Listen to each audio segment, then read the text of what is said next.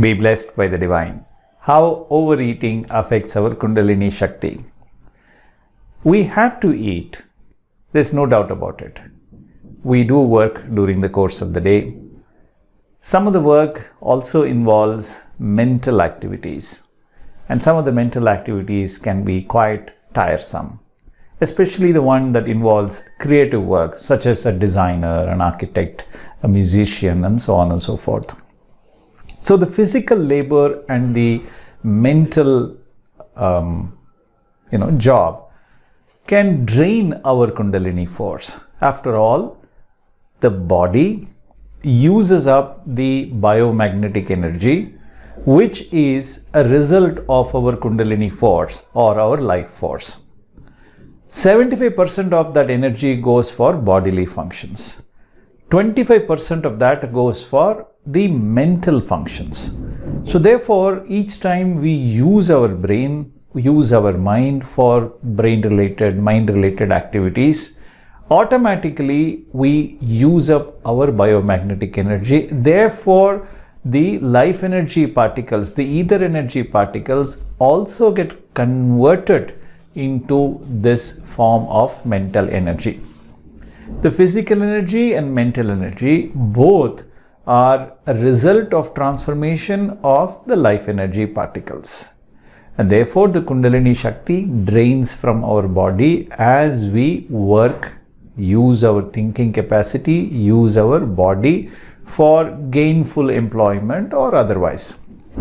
Therefore, it is important to supplement the energies in our body by eating. When we eat, the food becomes juice, juice becomes blood, blood becomes tissues and flesh becomes fat, fat becomes bone, bone becomes marrow, marrow becomes the vital fluid that gives us the immunity power, that gives us the capacity to hold more number of ether energy particles, better quality of ether energy particles in our body, and therefore absorption of nutrition that takes place because of the food's digestion in each and every cell powers the cell.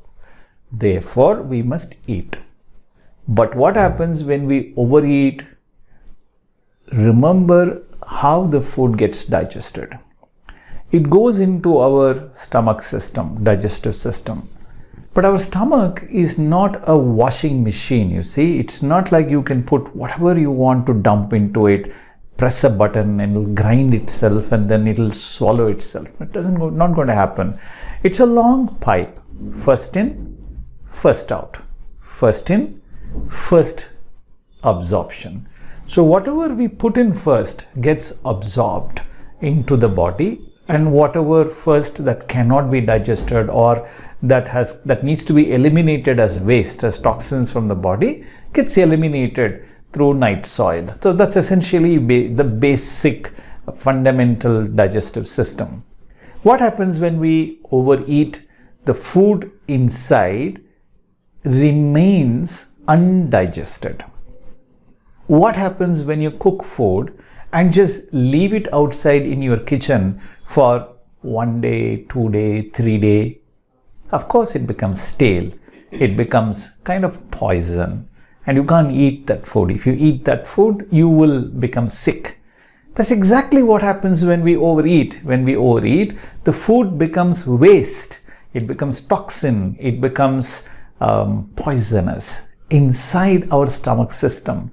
And therefore, we cannot and should not digest that food, should not consume that food, and we should eliminate that from our body. But the body has limited capacity to digest that kind of a poisonous and toxic food, and therefore it can start to get contaminated. Some of the toxic food, waste food, can become toxic juice in the stomach, which can convert itself into toxicity or contamination in the blood, and the rest follows from there on. So as the toxicity spreads throughout the body, instead of the body eating the food now eats the body. I hope you understand what I'm talking about. The body becomes a system that gets attacked by the food, because the food contains waste material, toxic material. Sometimes unwanted bacteria colony grows, unwanted yeast and other kind of stuff that viruses grow in them. And these microbes can lead to various illnesses through the bloodstream in our body, and that cannot be that easily eliminated. So therefore the body develops various symptoms: cough, cold, fever, stomach pain, dysentery, diarrhea, and so on and so forth. All of these symptoms are actually defense mechanisms for our body to throw the toxic, unwanted, unnecessary, poisonous food from our body out of the body. And when it is unable to manage the excretion of this waste in the body, the waste remains within the system, poisoning the system further and therefore draining our life force energy. After all of these excretion also utilizes biomagnetic energy, which requires the Kundalini force. Therefore, my friend, eat as much as you require. I eat about twice a day. One good meal in the morning and about 50% of that meal in the evening. That's it. Around 10:30 in the morning I have my first meal, and about 6:30 or so in the evening I have my second evening meal. That's it. In between I try to avoid taking any kind of snacks or juices. I drink water if I'm thirsty, and I may have 1 or 2 cups of just simple juices like lemon and date syrup juice perhaps, or some kind of a herbal tonic that I might have, but nothing fancy about it.